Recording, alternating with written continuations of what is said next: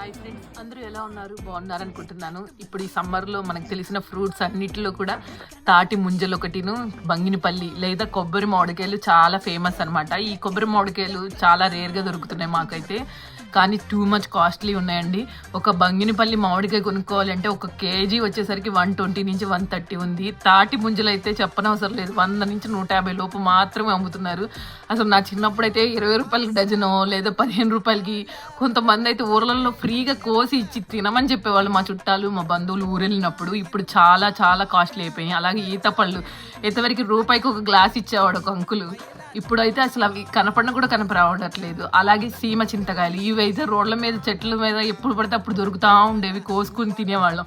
ఇవన్నీ కూడా వీటిలో అన్నిటిలో కూడా చాలా పోషకమైన విలువలు బాగా ఉంటాయి. కానీ ఇప్పుడు ప్రజెంట్ ఉన్న రేట్లను బట్టి మనం కొని తినాలి అంటే కూడా ఆలోచించాల్సిన పరిస్థితి వస్తుంది. అసలు ఇవి కనపడటం కూడా చాలా కష్టం.